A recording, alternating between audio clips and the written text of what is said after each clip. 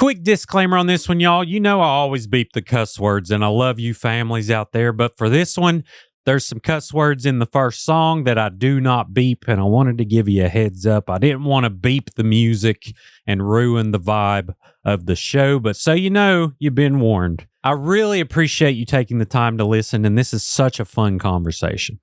She overdosed. Oh, no. I didn't even know that. I didn't really know she struggled with it like that or anything like that. Like I knew, other habits, but nothing that I knew of that was life threatening. You know what I mean? So it was a huge shock and surprise to me. And I think caught a lot of people off guard and really reiterated that nature of how important it is for people to understand the dangers of overdose. And I never really got a lot of answers about it, but also like I remember seeing reports of a bad batch of stuff.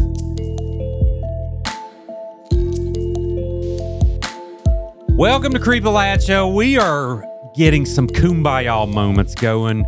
It's a bittersweet day for me. One, because Matt Deal is moving. Yeah. But also I'm happy because you're finally doing something. You're stepping outside of the box. Yeah. Outside of your shell, kind of. You've always been an outgoing dude, but I appreciate you coming here. We're going to sing some songs. Yes, sir. I mean, you are. I'm going to listen. Okay. They don't want me singing. But, yeah, thank you for being here, Man, sir. my absolute pleasure. Yep. And I'm sure, many of you know Matt, but he's also a musician. He came on and told me about the orbs experience when he was young. But now he's an official friend of the show, being here for the second time. Yeah, I feel pretty honored to get invited back here a second time. Heck yeah. So where do we start, Matt? Let's talk about you and how you picked up a guitar. Like, when did this start? I was around 13, I think, and it was a big surprise to me because I think I was like a lot of kids. You have different things you'll try on, and you're still trying to figure out what your whole personality is. It's like, what's my posture? Do I stand like this? So, I remember getting like a telescope, and do I care about that? And a little bit got thrown in the closet at some point in time. You cycle through things, and I remember that was one that I realized at some point that I liked music in a way. I was like, I really want to play guitar. And I made a whole pitch to my dad, like gave him a whole spiel. And for whatever reason, it worked. And then he surprised me a few weeks later, showed up. He actually came up to Beckley and went to Guitars Plus and brought me back an acoustic. I'd been angling for an electric because I wanted to be cool, but he said, the guy there said, if you can play it on acoustic, you can play anything. So yeah. He brought me that. And then, unlike all the other things, I just never, ever put it down. I just kept playing. Thank goodness. And Guitars Plus is the staple. It has the big guitar painting on the building. Yeah. I don't know if it did then, but it seems like it always has had that. And it's funny, actually, what I love about that place is, and they moved to, where they are now. I think they're in an older, in the plaza or something back then. But then Justin, I always feel bad, like I don't know, it's Pewitt or Pewitt, but no, I think it's Pewitt. With he has Folklore Music Exchange up in Charleston. Great guy now, and has the Parachute Brigade. Excellent band. You should check out, all of you. And he actually sold me this guitar at Guitars Plus however many years ago, and then I got to play at Folklore Music. We've just crossed paths a bunch of times since, and he actually sold me another guitar not too long ago. Well, does he work there, or he worked there and then he opened Folklore? And now he owns Folklore Music Exchange, and that's another great story right there. They've just opened one and then had to get another one. I think they might be on their third location, maybe because of growth. They just keep doing better and growing. So you gotta love it. And shout out Eric Robbins. Yes. In the Parachute Brigade and a million other bands. I keep seeing other bands. I was trying to get a hold of another band for a Charleston show I did recently. And then I was like, of course, you're the drummer in there. Can you get him? Can you get him for me? I talked to him. I believe he's in 17 bands. That sounds about right. Yeah. Well, he should have never let people know that he can drum too. He can play everything, but he can drum like a beast. So that's then you're a real linchpin. Everybody's looking for a drummer. Yeah, that's actually did I tell you he's composing the Mothman Prophets? Oh, he did. And I knew instantly because he'd done stuff with you before that I'd heard. And it's always chef's kiss. Yeah, he did. He composed for UBB, A Coal Miner Story. Yeah, that's what it was. Yeah. And the Mothman Prophets. So we're going to have all the crew and cast in. and we can talk about this without doing spoilers. I want to know what your experience was like. Oh my God. That was one of the most fun things I've ever got to do in my life. Is I got to Sophie, who, easy to remember her name, same as my daughter, with Colosseum Studios. She was talking about what the hardest part of her job is, that it's like 1,000 little breakups, because she goes on these sets and sometimes she's there for a while, and then you gotta say goodbye to it. And it was like stepping into a little, playground wonderland with a bunch of us just wanting to do stuff we've wanted to do our whole life. And then, just that quick after, a few quick weekends, like, oh, okay, bye, I guess I got to go. But now we got a whole random, the Bag Kids Club, by the way, has a Facebook thread, a group thread where we have to chat about some stuff. Oh, nice. The Bag Kids Club. Tell me about this. We still can't shut up. So, on set, we were the problem. Honestly, the fact that I'm in here and that JD is like, no, I still want to do things with you, is really pleasant to find out, because me and Stacy, that did makeup, and Hope, and star of the movie, the one day, especially shooting in the cabin, we were just far enough away from everybody, so couldn't really see clearly when people were necessarily doing stuff. So we'd have to wait for John Hale with his big hateful dad voice. Quiet, set! Yeah, quiet. And he got angrier and angrier through the days, because we just kept making more jokes and finding stuff to laugh about. And then, of course, that would be spoilers, but there's the more dirt incident, and then stuff that, and at that point in time, we were already back there cracking, Tarantino jokes, and it was going in specific, and then just on cue. That's what, and then we were hopeless from that on. So JD somehow managed to still direct around these scenes and get it done, even with 3 cackling grown children in the back of this set. That's great. You get so absorbed in your experience of the film always. And so everyone knows, if you haven't heard I've announced on Facebook basically is about it, but we shot a movie called The Mothman Prophets that's releasing a little mini theater release, which you're helping me with in December. Yes, sir. Starting in December, December 15th, we're aiming for, but yeah, Matt had a couple roles in there. No spoilers on it, but man, it was fun. I didn't even get too awfully stressed. I was worried about that for you, just because, I was thinking about when I have like an event that I've had to run or something. That's just like one thing, one place for one day. And there are so many moving parts. And you had, all the best people around you, which was, always a smart thing to do. But every now and then I just sort of look over here, just like, if I was him, I'd be stressed. Is he good? It was, even when it's going smooth, but still just, this is a lot. Like, I feel like I'd miss something. Like, I'm packing for a vacation and I'm like, oh, I'm sure I left the sunscreen or something. Like, I need to direct a whole film. Yeah.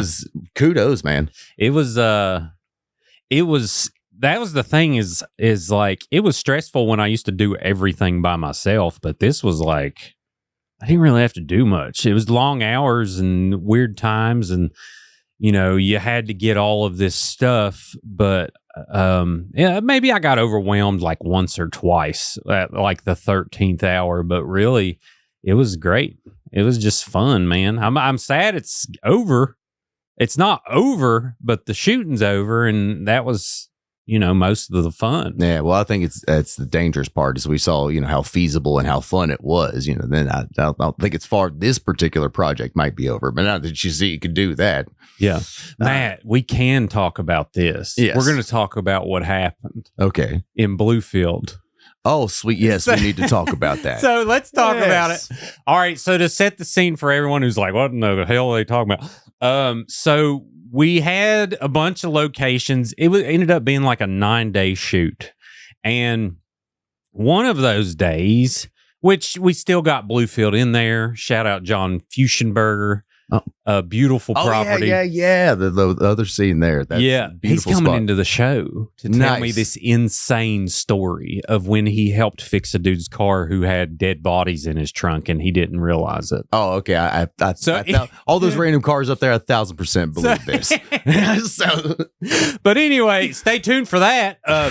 But so we had this location picked out for like 9 months, so long ahead of time. I never feel like a person that actually has things organized. And it was weird, because this was one of those few times that I did, because you talked about it and I was like, there's so many good alley. There's so many good alleys in Bluefield. We're like the capital of random creepy alleys. So I was like, let me walk around. I'll go find you some stuff, like, you know. And I went and sent a bunch of pictures to you, and then I get a hold of what you're like, yeah, no, that one's perfect. Then we get a hold of the city officials, and they were great. They were all happy to do it. And I sit down in an official meeting, which I could even tell when I'm telling you, they're like, we're doing all that, and they're like, yeah, no, they want to have a whole meeting. We got the fire chief in there. We got the police chief in there. We got some other guy. One of the guys was a fairly prominent city official. I was offended for him because guy was in a wheelchair and he had to wheel from like across the building, and they didn't even have anything for him to say or do. And I'm just like, yeah, I have to make my guy do that.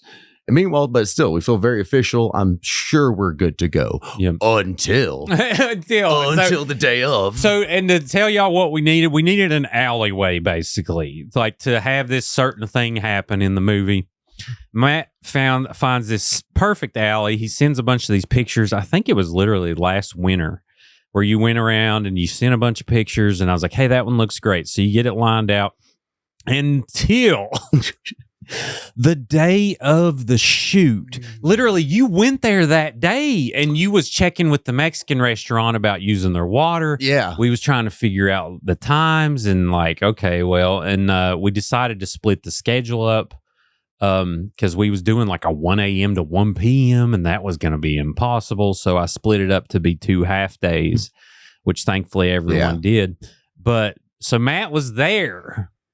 Well, the craft services guy, Jason Nagel, who did craft services, he came early, thankfully, in the shoot. I think call time was it 7 p.m.? Yeah, 7 p.m. We're supposed to get going. We're supposed to be here, start setting up. Maybe it was 6 p.m. I can't remember. I think it was like 7, but the thing is, I was going to go ahead and get down there at like 6 or something because I'm going to go try to talk to these nice folks at the Mexican restaurant. We're working out this deal. I'm going to figure out how to get access to this hose and stuff. What palms we got to grease to make that happen. But yeah, then that's when I start getting the messages from you. You're like, hey, they're. Yeah, Jason sends me a message and says, "Are they tearing the building down?" And I'm like, "What? Tearing the building down?" Like, no. And then I'm like, Matt, was the building tore down? And you're like, no. Like, I was just there. I said, and you said there's a building being tore down like a couple blocks away. Yeah. They've been doing a bit of it. So I was fairly certain. I was like, he must have just gone to the wrong alley. Again, we got so many of them. He must just be slightly lost next to that other one. Yeah, wrong alley. And then I'm like, well, no, can you send me pictures? So he gets ready, sends me pictures. And I look at the pictures, and a corner of the building in the alley that we're getting ready to shoot at, that we've planned to shoot at for 9 months, is in shambles. And there's an excavator behind it. And I'm like, and then he sends me a bunch of other angles of this excavator tearing down this building. And I'm like, oh my God. And it's like 4:00. Yeah. Yeah. And all these like 20 people are en route to figure out, what to do and where to go. So, okay, I'm upset for a minute and I'm like, I got to get over this. And then you start saying, okay, I'm going to go and look. We're going to find another location. And I said, okay, I'll do the same thing. So I think, who do I know in Mercer County that could help with this, that knows exactly probably what we need? Lori McKinney. Yes. Huge shout out. So I messaged Lori McKinney, and for those who don't know Lori essentially has been instrumental in helping the Mercer Grassroots District grow in Princeton. And Robert does video work. Yes. And Lori helps too, and they do video work. So I message her. I say, Lori, here's the deal. And she's like, okay, give me 2 seconds. Let me call the city manager. So 2 seconds happens. Lori calls back and says, talk to the city manager. There's an alleyway right behind Riff Raff. We got barricades out. We're going to block it off. It's private. There's plenty of room, set up craft services. You can do whatever you need. And I'm like, thank you, baby Jesus. Yes. So we go and she sent me pictures. And not only was it more perfect than the alleyway. Yeah. It was probably the most perfect place we could have ever shot what we shot. Because the way it ended up working out, with some of the other little details and how things were framed and the car and stuff, it would have been more of a pain where we were. Oh yeah. But when you got, as I tell people several times since, main definition of an alley is between two buildings. Yeah. And when one of them gets knocked down, you can't help but be a little bit like, hey, but why, guys? Why do you? I literally asked the city manager, like, do you hate me specifically? Are you angry with me? He said, no, I had no idea. Which, fun fact, saw some text evidence since. Well, he might have forgot, but there was notice that went out ahead of time to all the different city board of directors. We're going to start destruction of this building at 4:00 on this day, and just nobody told me after all these meetings. I was like, that's so fun. I love this little exercise that we went through, guys. That was cool. Golly, it's so crazy. But literally, they started 3 hours before we were supposed to be there. Out of these 9 months that this random building has been here since my grandpa was a child. Yeah. Like longer than that. But now we got to get rid of it. It's a problem. It's in this moment. Oh, man. But serendipitous, because we ended up at, like you said, a place that was much better, and the water hookup was much better. It was everything just worked out. It was like it was meant to happen. And I'm so excited for people to see it, and to see you who went out and you had to do something that had you falling on the concrete backwards probably over 30 times. Worth it. And I realized after the shoot, I was like, my friend Matt also has MS, and I asked him to do this. Oh, it's like baby and MS. It's like, and so I called him the next day, make sure he's okay. And Matt was like, I'm fine, dude. I got some ibuprofen. We're chilling on the couch, and like, so I just. But I felt a little bit better about myself too, because I'm all of 40, and then you're like, hey man, are you okay? I'm like, I'm a little dinged up, but that's not bad. I'm having a pretty good day. And I was just like, how's what's her? Why can't I remember? I'm blanking on her name right now. The sweet girl I did this, Caden. Oh yeah. I was like, how's she? And yours, I was like, oh, she said she felt like she got hit by a truck. yeah. That's what she said. And I was like, oh, okay, well, yeah. So, but you'll have that from time to time. Oh man. So there's a little backstory, but we're gonna have a screening on December 15th, and you should all come to it. It's gonna be great. Yeah. We're gonna release the trailer here probably in November and announce tickets, and we're gonna have a live podcast. First time I've mentioned this.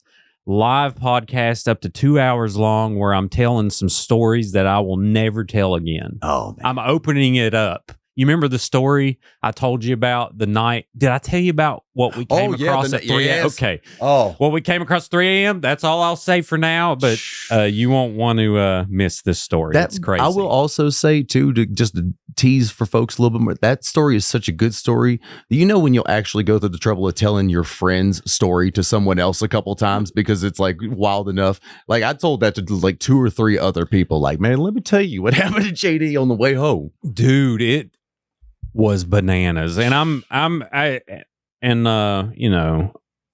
that's all I can say. It was bananas. I'm looking forward to sharing it, but I also hope the person that's involved in the story is okay. I was doesn't get pissed off at me. But it's one of those things that need to be said. But anyway, all right, let's talk music. Okay. All right. So do you have any specific, like, we grew up in McDowell County. Yeah. We have a love for it. And I know a lot of your songs, relate to that, but I'm just curious if there's any that come to mind that you want to pick up first and tell me a good backstory on. Let's see. As far as McDowell County, or just a backstory? Anything. Yeah. Anything you want that you feel. This one, it's also, this is fairly heavy, so I get this out of the way for folks earlier. But when I was thinking about actually telling a story, I thought this would be, one that's important, and I thought worthy of telling, and also it does relate to McDowell County and Welch a little bit, come to think of it. But on the last EP that I put out, the last song is called Leah. And one little creepy thing that I'll say, I'm talked on the show, I'm not much of a believer in anything, but except that there is some weird stuff that happens that we do not have. But when it comes, or do not have an explanation for. Let me finish my sentences. But when it comes to serendipitous stuff, or that a lot of people talked on set while we were doing stuff about, this synchronicity and these things came together. And there was a lot of weird stuff, just weird overlaps and like, what a weird coincidence. You just came from there. That's where I'm going to the beach right now. And all these everybody had all these things in common. But again, this song's called Leah, and we filmed that one day, the same day we found little Mothman Kitty, Prophet. Yeah, which will be a great story too. But we're in the downstairs of this building that's a professional building, and I go upstairs to use the bathroom at some point, walking down the hallway, and one of the doors there has the name of whatever professional there, and it's Leah Deal. Oh, wow. And it's just like, again, that weird serendipitous stuff. That's just like not something you rarely see people with Deal spelled the name that mine, and that's not a stage name or anything. That's just the way my name's spelled. And, seeing her name there, I don't know, just it struck me enough. I stopped and like took a picture a little bit because this song means a lot, because there was in a couple months after I'd broken up with my last girlfriend, big serious relationship, I reconnected with this girl from high school. She messaged me. Actually, she was living down in McDowell County in Welch sometimes, and heard a radio commercial that was about my album being out that my boss was kind enough to play. Oh, wow. Yeah. So she hears this radio commercial and she messages me. She's like, is that like you, Matt Deal, with an album out and stuff? And I'm hearing a commercial about it on the radio. I'm like, yeah, that's me. And that sort of started off a conversation, and, we dated a little bit there for a short stretch. And to give you, it's podcasts for spilling the tea is even more insane and interesting, because then I find out I knew that she's the sister of the girl my drummer at the time is no longer drumming with me, but the girl that he's dating. And I'm like, oh, what a random coincidence. That'll be cool. Small right? world. Yeah, right? Turns out, no, they had big beef. Okay. Big beef. So that's not a cool coincidence. But it was all, I just got out of this relationship. She's all like, I'm just trying to be casual, not trying to, she's a huge fan of the music. And so she's not trying to mess anything up. So it's this weird, like, in between kind of thing. We can't really pursue it because that'll be a whole big kerfuffle, and but I want to get off again. It was very pleasant the whole way through, but again, can't really pursue it. A few months go by, and much to my huge surprise, a little less than a year ago, maybe 6-something months ago, it's been a hell of a year, she overdosed. Oh, no. I didn't even know that. I didn't really know she struggled with it like that or anything like that. Like I knew, other habits, but nothing that I knew of that was life threatening. You know what I mean? So it was a huge shock and surprise to me. And I think caught a lot of people off guard, and really reiterated that nature of how important it is for people to understand the dangers of overdose. And I never really got a lot of answers about it, but also like, I remember seeing reports of a bad batch of stuff floating around that time that, probably had fentanyl or whatever in it. And a number of people turned up in very similar conditions, McDowell County, Princeton, Bluefield, all in the same little like span of a week or so. And it was just hurt extra hard because like literally the Thursday before, she had like sent me a message and was like, hey, like I'm kind of in town. You want to do something? And I thought I was too busy. I was like, I'm so sorry. I'm like doing my taxes and stuff tonight. I got to do that. And I thought, getting those taxes taken care of was more important than, seeing a friend, spending some time with somebody. And so she passed away? Yeah. Oh, she overdosed and passed away. And again, just completely caught me and a lot of people off guard. But then in the time when I was already putting together this EP called Sad Dad Dance Party, it was very much about the idea of, big sad feelings, but packaged in, a big pop type thing. Because I don't know, I just realized a lot of our favorite happy sounding pop songs, when you sit down and listen to the lyrics one day, especially if you're going through something, you realize, oh, there's a devastating emotional time bomb of confession and, exposition in here. This is way more than I bargained for in this moment. So it was a weird thing for me to want to craft an album like that, but I also had a lot of feelings from that last breakup and then this as well. And so I was like, let's just package them up and put them out there in a very, very specific kind of EP. And this is a little different doing an acoustic version, but I thought it might be one that, with some meaning, maybe worth playing and telling a story about. Yeah, man. Well, I'm excited to hear it. Let me reverb you up here. Thank you, man. All right. And we got a new angle for musicians in here. Ooh. We got the close-up to here. Brag. Yeah. Being the first to have it. Kind of hard not to. Yeah. Artistic. All right. Whenever you are ready, sir. All right, gotcha. Yeah, this is called Leah.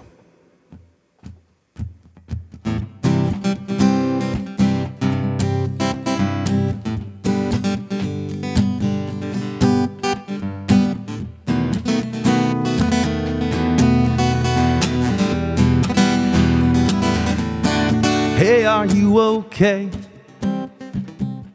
Please tell me you're okay. You never answer me that day. You'll never answer me again. Who the hell was I to keep you at arm's length? What if I had been the one to give you strength? Leah, I'm sorry. I wish I had told you more. I wish I could hold you more. Whoever sold you that shit, I hope they rot in hell. 'Cause I'll be there as well. Wishing that I could hold you more.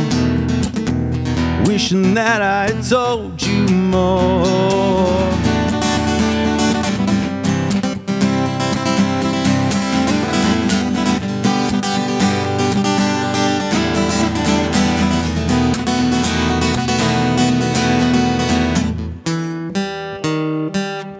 You said, hey, are you busy?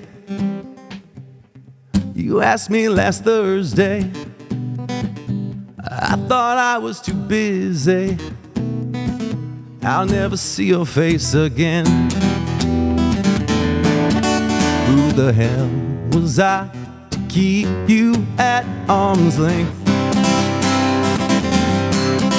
What if I had been the one to give you strength? Leah, I miss you. I wish I had told you more. I wish I could hold you more. Whoever sold you that shit, I hope they rot in hell. 'Cause I'll be there as well. Wishing that I could hold you more. Wishing that I had told you more. Leah, I love you.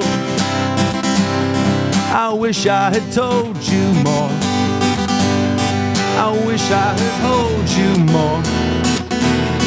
Whoever sold you that shit, I hope they rot in hell. 'Cause I'll be there as well.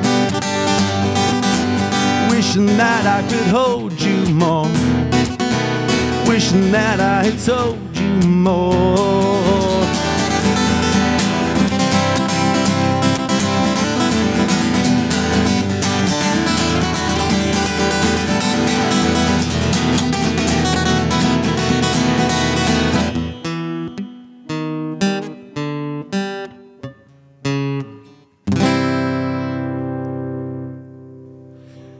Beautiful. Thank you.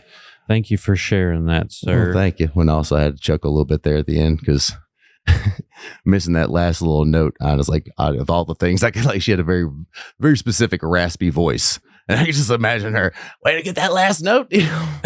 But by the way, also I realized halfway into it, I was just like, I just saw a meme that you posted that was great about, but I bleep the bad words. So sorry, you got to bleep in the song. The other ones, dude, I ain't gonna beep that. I'm gonna put a disclaimer at the beginning of this. Okay. Yeah, well, fair enough. This is gonna be. I generally need a disclaimer, so that's not out of character. This will be for the. The kids can hear the S word when it comes to freaking opioids because they suck.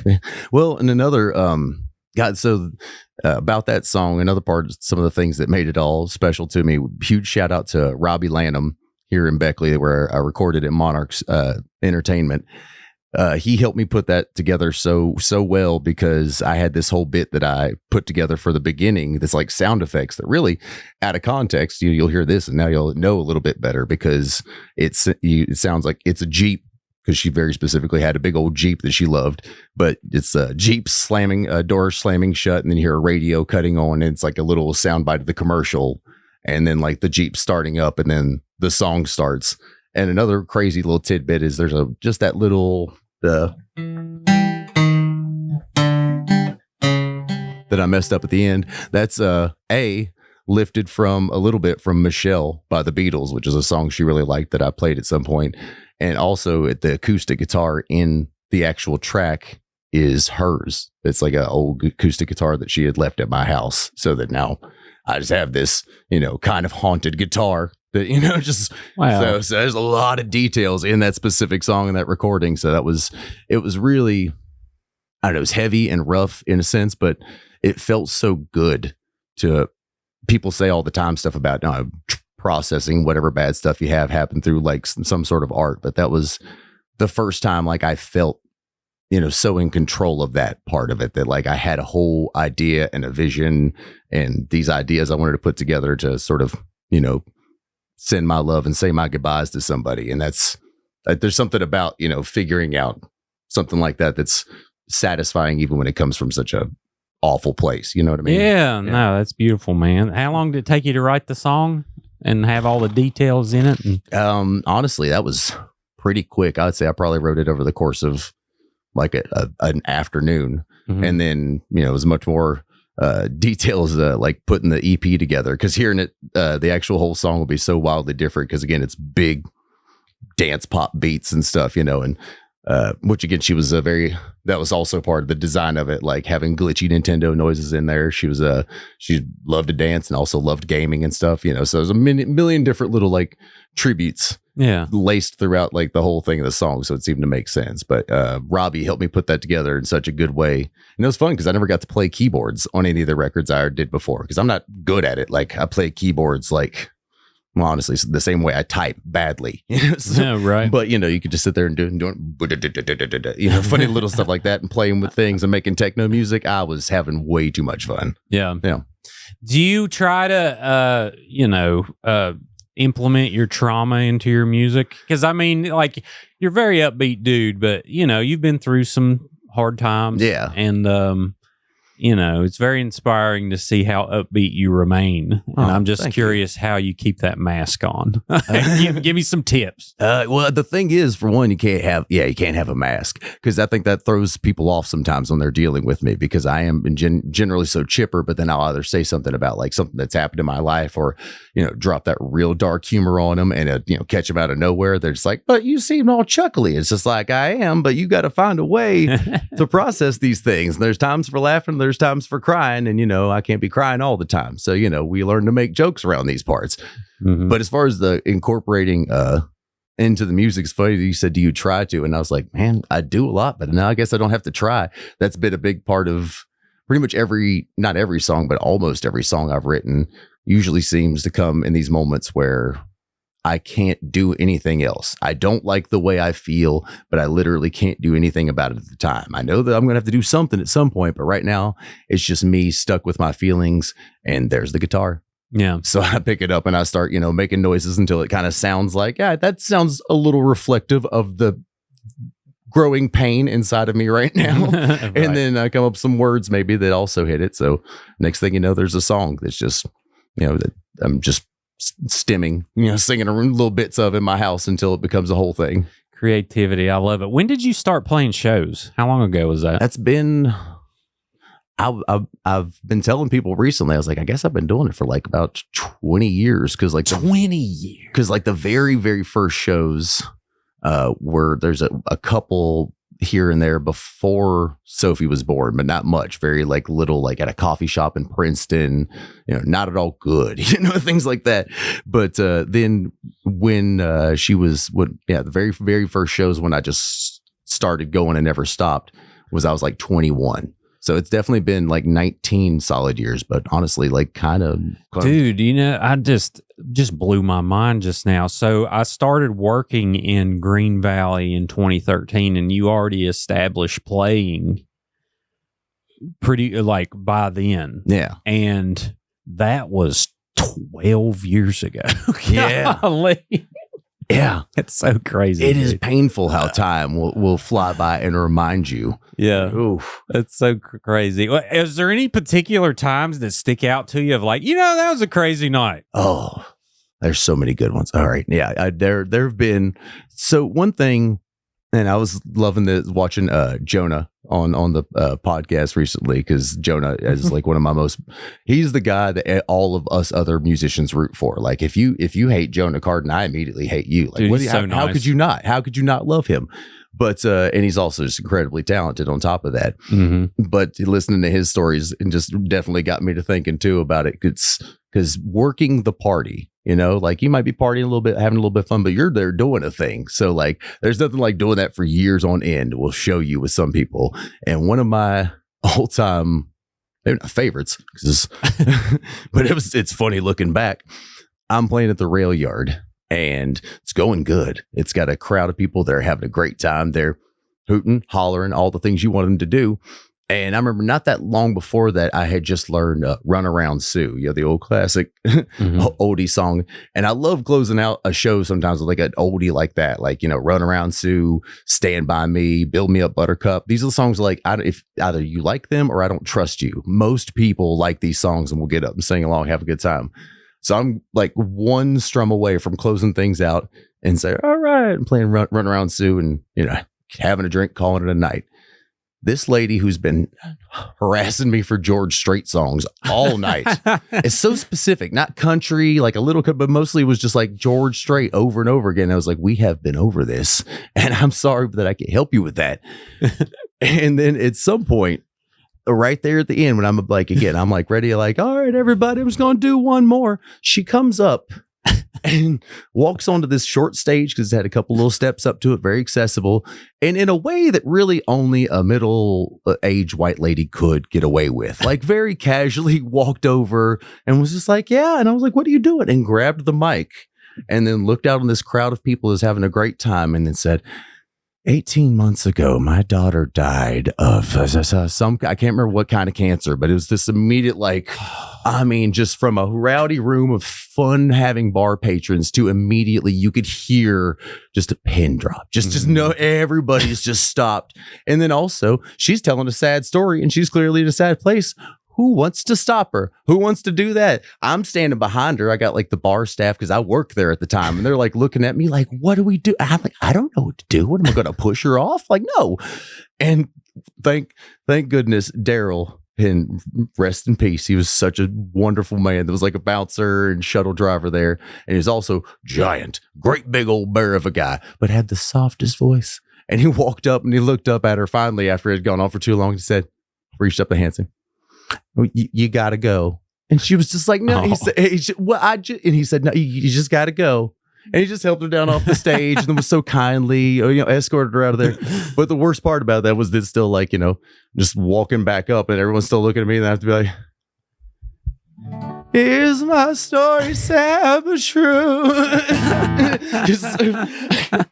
Because it's the job, man. Like we didn't really want to, but everyone's looking at me. My stuff's all hooked up. It's like, all right, here's your one more song, and then we are gonna call it a night, folks. You should have looked up some George Strait tabs real quick and be like, I cross my heart, right? It's like I know the songs, I know of the ditties. I could sing along if they're on, and we're having some beers or something. I'm just not going to say I've learned it before, man. Whew. Now you talk about George Strait fan. My mom, good Lord. Well, we're all King George fans deep down. Still, it's like he was in a movie called True Country. Yep, I think was the movie, the only movie he's ever in. Yeah, well, he only needed to be in one. You get it perfect. You King George it. One and done. Walk off. Movie star. Bow. Yeah. Checked off the list. What's that song? In all the world, you'll never find a love as true as mine. See, we all know him. Yeah. We all know them. It's like that's his thing. I just have to hear it come on, and then I'll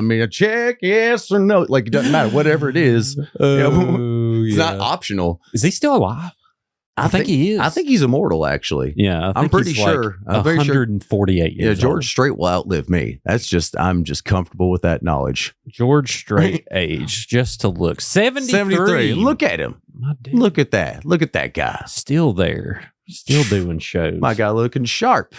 Heck yeah, man. Can't keep a good man down. Lord no. All right. Well, song number 2. What are we thinking? All right, song number 2. Let's see. Well, I figured it might be and be a little nicer, a little sweeter on folks.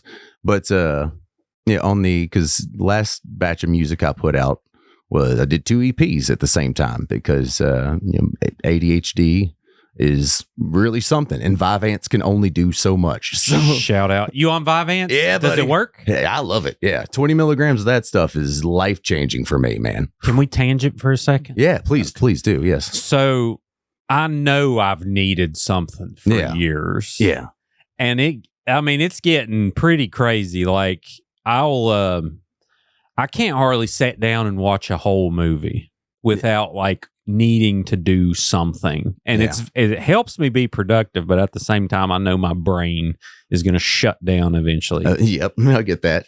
I'm just curious, what does it do? Like, and this ain't a Vyvanse commercial, but what does it do? Like, does it help you stay organized? Or and it's funny to mention Jonah when we were talking about that earlier, because I remember talking with him around the time that I was like diagnosed and was about to get some medication. I remember being like, "Hey, you worry if it's going to mess with your creativity?" And he was like, "Kind of, a little bit. I don't know how it's going to work. I'm going to try it and then see, because I'm tired of having to go back into my house like 4 times every time I'm about to leave because, oh, that's right, I need to grab that. Oh, wait, I was supposed to, that makes your life harder and slower and less productive."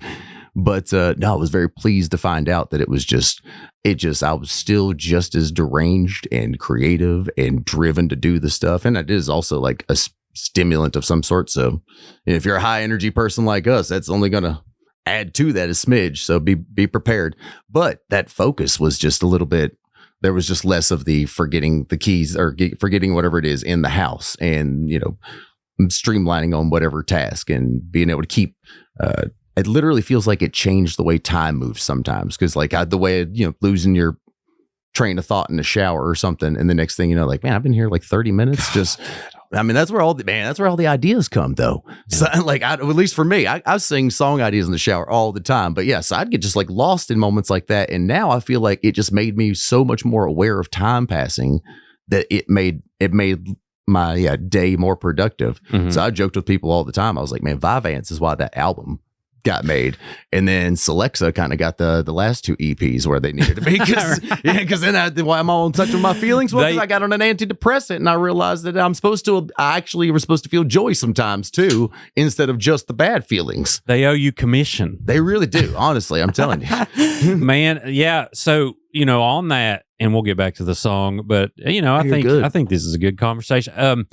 On that, I gotta constantly have something on, whether it's sounds or like it could be, I listen to a lot of Hans Zimmer, or it could be a podcast that I'm not even listening to. It's just words. You're the background noise kind of. So even if you're not actively doing something, you got to have the noise in the background. Yeah, I feel like empty if I just sit in silence, and it makes me sad. I need to meditate more or something, but yeah, I just find myself listening to stuff and then doing 12 things in 12 minutes. Yeah. Yeah. Well, you're still, to your credit, most people's ADHD doesn't work out this well. Like, you're getting a lot done. Yeah, mine, I had a lot of good ideas and I was getting stuff done. I was like moving in the right direction, but it just felt like it focused up so much more after, mine was more dysfunctional. So I'd almost be a little bit scared to see what would happen if you, I almost feel like that's unfair to the rest of us. I don't think you should be allowed. I think you're getting enough done anyway. Well, I'm trying to, and I know it's willpower too. It's a lot of things. It's like, I know I can be more dedicated. I'm bad with screen time with my phone. I'm very bad with it. And I try to be better. And it gets so hard. And I don't know if you can relate to this, of constantly checking how you're doing with your content and with this and that. And I'm like, it's going to roll anyway. Like, it's going to work itself out. Why do you got to constantly look to make sure every 10 minutes that it's doing okay? It's fine. Everything's fine. Because I just think as soon as I stop going full tilt, everything's going to implode. Everyone's going to hate me. No one's going to listen anymore. And then I'm like, but I'm doing this for fun. Yeah. So and that doesn't even necessarily matter. I mean, of course, you want people to like you, but it's a whole thing. Yeah, it's funny. Just on the way up here, because I was listening to Mark Maron and his podcast, and he was talking with Tim Heidecker, who did Tim and Eric, awesome show, and just a guy that I like. I actually even saw him in concert randomly a few months back in Pittsburgh. So hence I saw he was on there. I was like, well, I got to listen to this. And they were talking about that weird compulsion of like, well, am I checking the comments section? And these people are saying this, and like, why am I doing that? But I thought he broke it down pretty well. As Tim was saying that, well, we're all just the kind of people that want to do stuff, and they were talking about both playing music, but being comedians, and then people with their comments about that. But we're just those kind of people that are, compelled to go and make things happen all the time anyways. And now that they give us these metrics, not just from our comment sections and stuff like that, but you can check in and literally see, how many views has it got, what's that like to whatever view ratio, or, how are they responding to this? And it's like you got to dial yourself back. Dopamine. Yeah, it's exactly. It's exhausting. And make sure you're doing it for the right reasons, though. So I know you're keeping check with yourself, because I have the same thing sometimes. I don't want to go do something I don't want to do just to get that dopamine and get the good stuff back. So, as long as I'm keeping content coming out or doing things that I enjoyed doing, and then but then it is sometimes I'll remember that, that is kind of the fun part, is going and playing with the comments and seeing who's saying what and having conversations back. Because I know that the relationships you'll find in there, and the information and the opportunities and the just wonderful people, it's unbelievable. Isn't it? Yeah. It's a very small percentage of people just trying to be. But when trolls happen, I think it's funny. It's like, oh, that's cool. They took the time. Right. They were so bothered that they had to. They used to. We were talking about this a little before we got rolling. But yeah, trolls used to bother me in such a different way sometimes. Maybe take it more personally. But now I just feel like if you're doing something right, you're going to have some. And probably the more right you're doing, you're going to have more. Oh, yeah. Well, and your TikTok's fantastic. Like, you'll touch on hard subjects sometimes. And, I think me and you just got to a point in our life is like, you know what? People need to know certain things, and I'm going to report it, and I don't really care. Yeah. Obviously you want to report it with dignity and respect to parties involved and all of that different stuff. But at the same time, it's like anything. If you don't talk about certain things, you're going to forget about them, and then they're going to repeat themselves, and it's going to be a whole thing. Well, and I do think that's why so much is gravitating towards whatever these new mediums are, where people are, no offense to the legacy media, but the way that they have to say whatever news story or whatever thing with a straight face and then not comment about it at all. That is, of course, the old medium of being professional, but also in a new age where people are just craving that authenticity. They like it when someone could say, this happened, this happened, this happened. And that's like, it's awful, right? And just being able to acknowledge that honestly, that's a whole new thing for people. So it's an interesting thing to watch, because I see you and me both getting to dabble in it in different ends of the field. And it feels like we're on the edge of something accidentally. Yeah, for sure. All right, song number 2. What are we thinking? All right, song number 2. I figured I could give you all a much sweeter story, something much more positive, especially since get ready to go on this whole moving adventure, and a big part of that's my kids going to college, moving away. Anybody with a grown kid knows it's wild, because they were a baby once. Like, I brought her home from the hospital, and she was all tiny, and her neck couldn't even support her head right. So I was driving 12 miles an hour home in my Durango, afraid to. And then now she's just grown. But one of the first, actually, it was just like 3-4 months after she was born, we got to take her down to the beach. And that was just one of the best days ever. Just like one of my favorite memories of all time. Mm-hmm. And because she just had a lovely little day on the beach, and we just got to do all the things, even though she was a little teeny tiny, little stubby legs. And just like, unlike so many of the other times I've told you about where I had such an awful feeling and I went and sat down and figured something out with it, this was the opposite of that. I came in and I just had the best day, and now the baby's, asleep and just hanging out in this beach house. And, it didn't end up working out with me and her mom.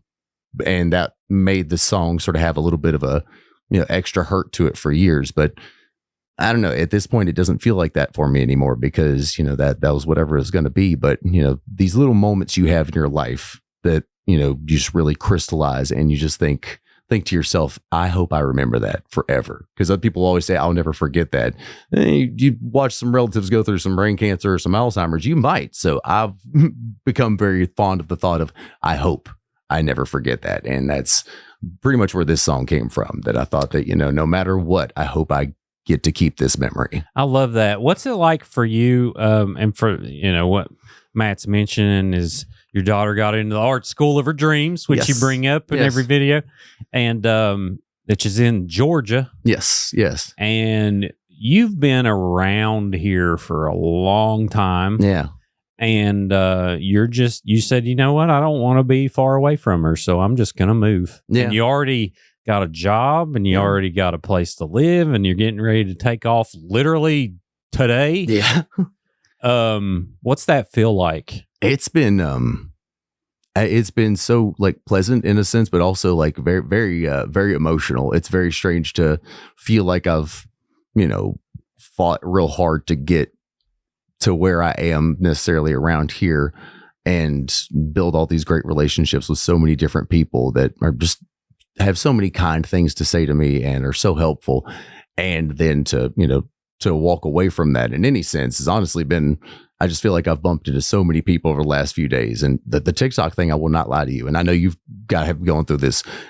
It's to the point where it's getting a little weird. You know what I mean? Like I've been played songs on TV, been on radio. Never in my life have I been like multiple times in the grocery store. Hey, you're that, hey, right. And like, so it's, and then they're like, you're moving, right? And so I feel like I've had a million mournful conversations with people and then had to be like, no, but I'm coming back a lot. Like there's a lot of stuff happening here in the fall. And then I got family here. You can't get rid of me. I will be coming back frequently, but it's been really gratifying though in a way, because for so long I had felt like, whatever sort of like asterisks, like, yeah, well, we like this guy, but he's really weird, but we keep him around anyways because he's pretty nice, he means well, and to sort of feel very opposite of that at this point in time. Yeah, what a blessing it is for and like you mentioned, like, yeah, I've gotten, I don't know, a couple dozen times now of getting recognized, and it's like, first off, you think I'm a piece of garbage. Like, it's weird this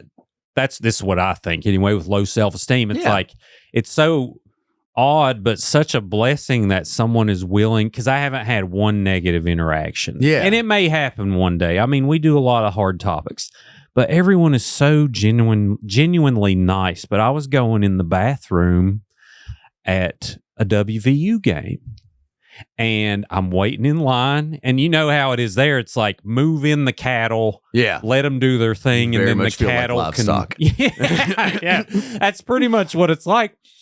And then someone comes out of the thing and then looks and is like, "Hey, are you Creepalachia?" And I'm like, "Hey, man, yeah." And I'm just waiting to like go step in front of this urinal, and I'm just like, I was thinking, and he was so nice, and then he left, and I was like, man, what a unique thing this is, and I'm very grateful for it. Like, people are so nice, but yeah, I mean, when you go your whole life and you're kind of just blending in, and then all of a sudden, like, people are acknowledging you, and I mean, it feels good, but at the same time, it's like, I started thinking, like, do I got to think about like my family's safety? Yeah, I mean, this little things like that. Because in general, I believe people are really, really nice, but there could be one person. That always takes one. Yeah, Creeper. You know what I mean? One of the other TikTokers that I interviewed on my radio show, and I was still doing it, GT. Go watch her stuff. Bear Bait Official. She's great. But she, like, in talking to her more personally, I remember at some point she was just like, yeah, you terrify me with your just like, hey, I'm going to be here. And I'm like, well, I'm a musician. So that's part of it. That's you. I want you to literally show up and see me there. So yeah, I hope that nobody's, intent on murdering me when they do that. But that is part of the game that I'm just numb to it for all these years. I've been like, hey, I'm going to be exactly here. Sure. Totally vulnerable and no bulletproof vest from this time to this time. You'll be able to see me. Sure. Yeah. No, I mean, well, it's the point, marketing. Yep. But at the same time, like, we ain't got the money to hire security. I ain't doing all that now. So it's like, okay. So then, but it's a thing to think about, because a lot of people, like, it's supplemental income. Yeah. It's not an income that can, I mean, it helps you in your life in a lot of ways. Now, the show, like where we're at currently, I have an editor that I hired and I have a content provider that I hired. Like the show is about to break even. Like we don't make money, and I give donations, and I hope to one day, and I plan on it. But currently, like there's no disposable income to do certain things. So you got to think about stuff like that. I mean, like the reach. I think Facebook in the past 28 days has like over 15 million views on all the stuff.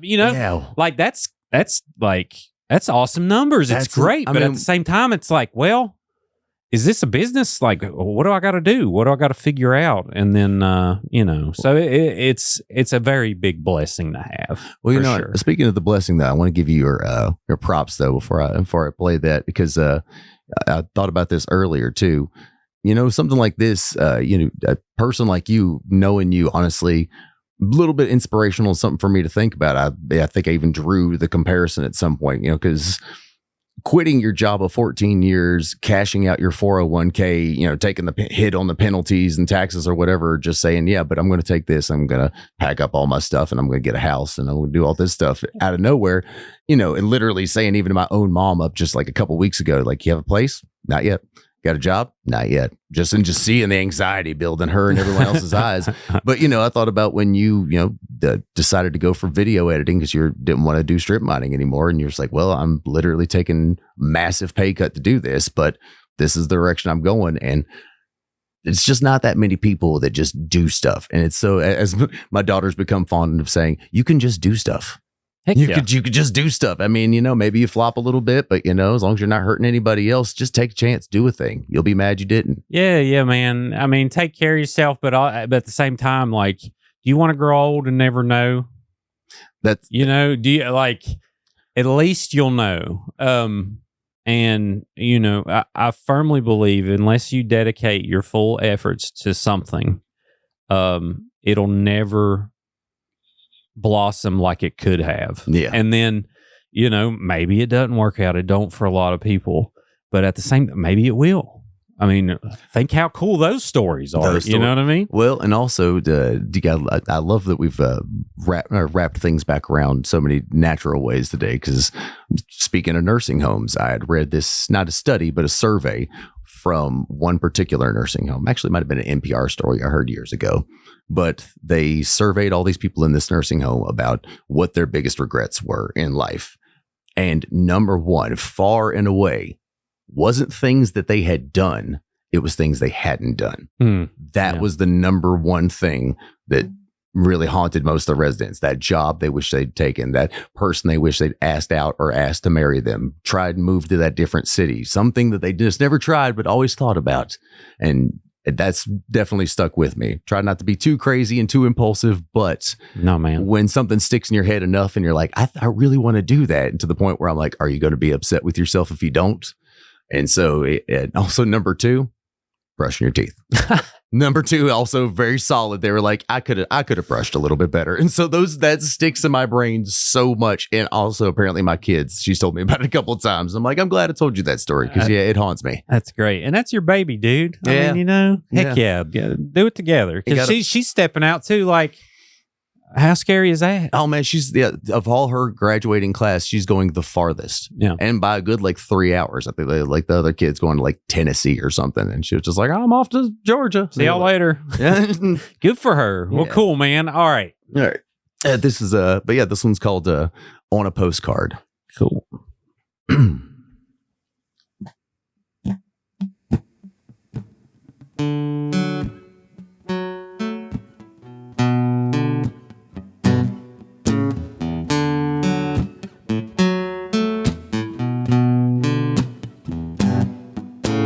You and me and baby on a postcard from our happy little corner of the universe.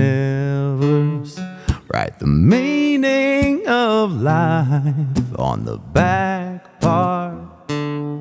Oh, if only I could find the right word.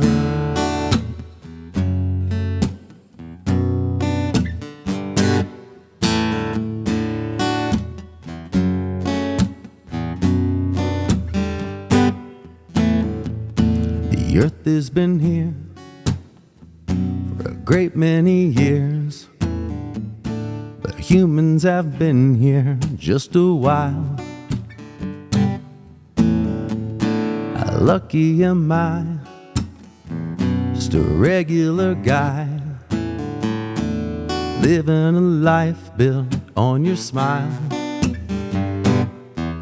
This time in this place and your sweet little face, I will lock this away in the safest part of me.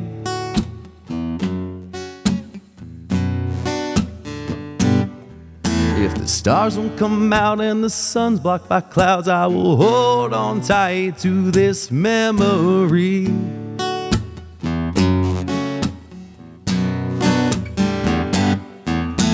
You and me and baby on a postcard from our happy little corner of the universe. Write the meaning of life on the back part.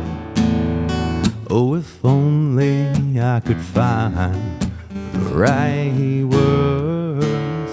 Having a swim out in the ocean while our little girl naps on the shore.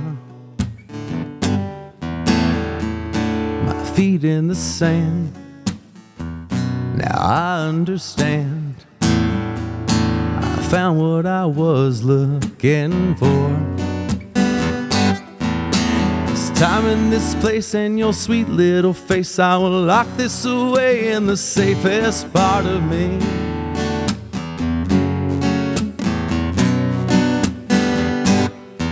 If the stars won't come out and the sun's blocked by clouds, I will hold on tight to this memory.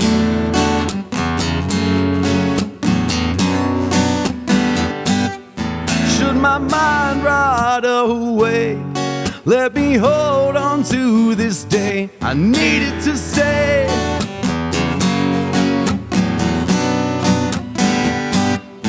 Should my mind rot away, let me hold on to this day. I need it to stay. I need it to stay. All alone in my nursing home, I'll be singing you and me and baby on a postcard from our happy little corner of the universe. Write the meaning of life on the back part. Oh, if only I could find the right word. I don't even know if they exist. I don't even know if they exist. I don't even know if they exist. Ooh, ooh.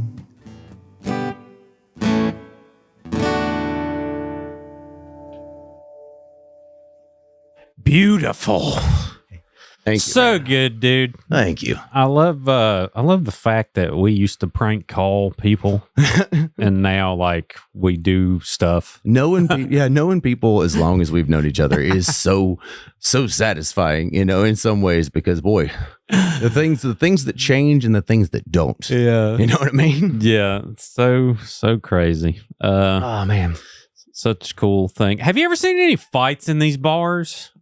Or does everyone genuinely get along? There's like, what's the most holler bar you've ever been to? You don't have to say names, but I'm just curious. Oh man, no, let me think. Actually, like the rowdiest. Oh man, there's. It's funny because now that I think about it, actual fights. There's just people do get along better. People are better at breaking these things up a lot of times, but also it feels like there's not as much as a crossover between the places that want to have live music and they'll actually have the fights. Usually, I know for some reason that's usually more jukebox type sense. joints. Yeah. I mean, I've played. Don't get me wrong. I've played a number of interesting establishments. But for the most part, yeah, that people have, I've only seen people like swing on the rail yard like the one time, but then that was also, Oh, really? yeah. I was like, did they actually swing on each other? Oh, yeah. It was a little bit sloppy, but it was broke up before it really even got into anything, So I missed out on the fights. I've seen crazy stuff, but for the most part, people have been not so violent because that good. ends bad and fast. I think that most of that stuff happens at like clubs. Yeah. That's what like I say. It seems people to be just getting drunk looking to find, a significant other for a night. But it causes a lot of drama. I remember one time when one of the most belligerent people I could accosting me on stage playing at Wild Riders, not the new location where they're at now. Shout out Reggie, but on their old location on Airport Road. And it's like, it's kind of the same sort of thing. I don't know why these people always pop up right before the last song, but like I'm about to wrap it up. Things are going pretty good. I'm reading the room. I'm like, you know what? I feel like this feels like a Last Dance and Mary Jane and then out kind of situation. You know what I mean? It's good banger, good bar song. A lot of people get happy. Okay, let's go with that one. And I was like, oh, it's not that long after Tom Petty had died, I'm pretty sure too. And I'm just like, y'all like some Tom Petty? And this one dude, and Al Sperry, just the Tom Petty. Right. I mean, like, no, I mean, like Tom Petty had stolen his wife or something, like so instantly angry and immediately yelled it back. And then I don't know what got into me because then I mean, like, just with no hesitation whatsoever, I was like, you buddy, and just like, and I was, and then proceeded to just like play the song. And I remember later I was just like, I've crossed a bridge somewhere because I'm still not a confrontational person. It's not what anybody probably would say about me, but there's just, I could definitely think of a time before I played music or earlier in playing music. And then, just doing that for like 20 or so years. You'll have a heckler or somebody or two, and it's just like, what? Go ahead, say it for the class to hear. Come on up. You probably got a few laughs, yep. Maybe that's the kind. Yeah, I do remember getting a few chuckles out of that, and that's I guess the trick. Build up enough of the callus. Yeah, it's like I don't know if you ever had Clinton Scott on here, but not yet. But he's a great guy. But I remember one night seeing him break bad on something. They threw some random stuff up on there, and he's like again probably nicer than me even, and went full like I will El Kabong you with this guitar. Come on and get it. Who wants some? And I was just like, man, please let this acoustic musician beat you down right here. I would love to watch this. That's great. How many covers you know? Oh God, it's to the point that I realized I've like played so many and even like forgotten ones, and I'll just like be sitting there all the time, be like, oh yeah, I forgot I used to do that song. I forgot I used to do, and also then like why was I covering this particular I feel so close to you right now, like the most random songs. If it gets stuck on my head, and then I'll probably sit down and learn it at some point, and then I'll bust it out of the show. So people can probably tell you, it's like, did he really do that Better Off Alone by DJ Alice? Yes, he really did. He got a loop pedal. He got excited one afternoon. I don't know what to tell you. So yeah, it goes all over the place. Yeah, loop pedals blow my mind. All right, I know you got to get the U-Haul going here shortly, so let's do a third and final song. What do you think we should play? Ooh, let's see here. That's not a bad one. Let's see here. Okay. So now that I thought of those two. I was like, that'd be something. Anything... You wrote a song about your dad, right? Actually, that's what I was just thinking. Even though it's a little weird because this is this will be interesting because it's the only one of the only instrumental songs I have, but it's also one it's on. So that'll be nice because these are all off the most recent album or EPs. Because that last one was off the Sad Dad Baggage EP, which is all acoustic tunes, and it's got violin. Cool. Lily Moore, she's plays with a band called Woodbine, and she is incredibly talented. She is so good.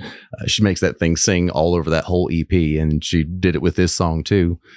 But makes sense because I thought about it because this also has a story and literally no context for people when I play it for myself at a show. But even though my dad did not at all teach me how to play guitar, he could sing really, really good, but didn't play any instruments whatsoever. But whenever he was teaching me to use any tool, I remember when I was younger, like teaching you to shave, teaching you to use an axe, teaching you to use a saw, teaching you to use anything. Usually there's a way that if you do it right and have the right, you're letting the axe do the work. Mm-hmm. You're letting the razor do the work. Sure. And it's one of those things that even long after he was gone, that just stuck with me kind of about using any tool or something.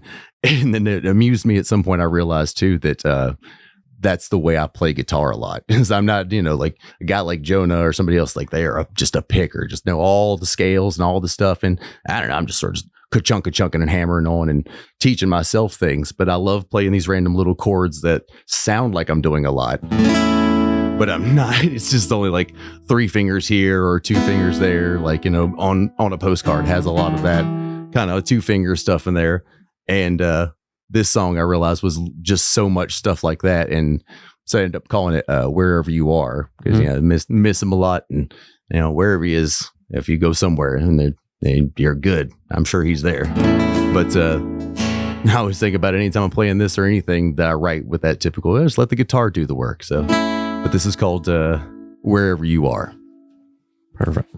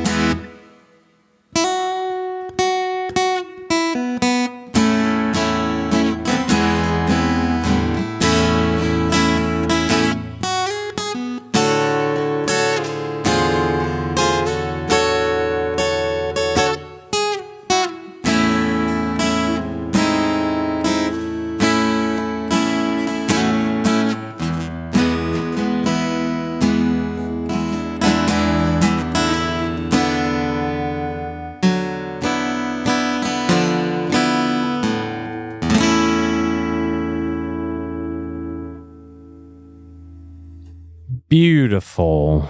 Thank you, man. Yeah, I wish I could. I never got to talk to your dad. I wish I could have met him. I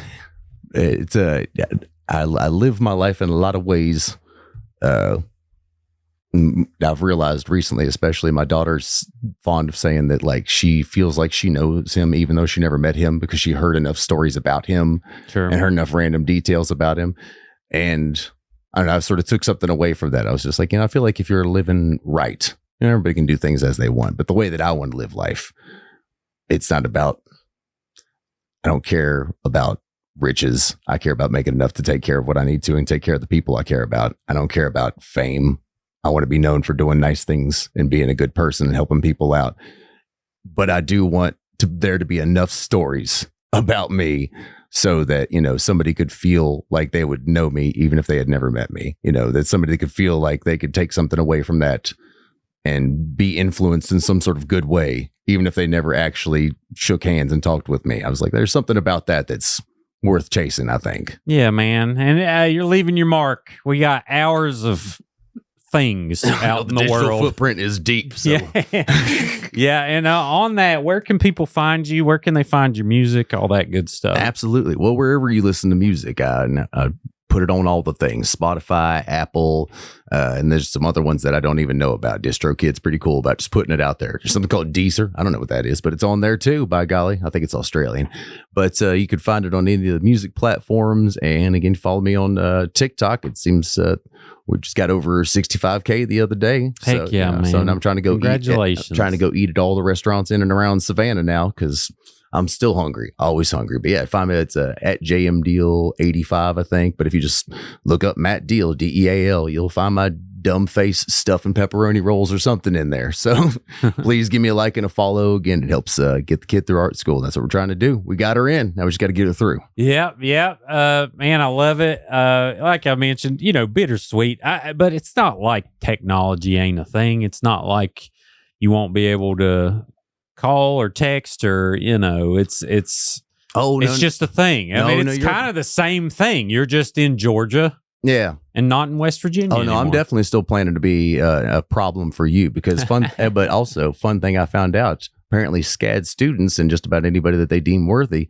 has a lot of access to their film sets. Oh, okay. And they have film sets. Go look that up online later on. Yeah. We may need to holler at them. I was going to say, we might just opened up a world of possibilities, apparently. So. Heck yeah.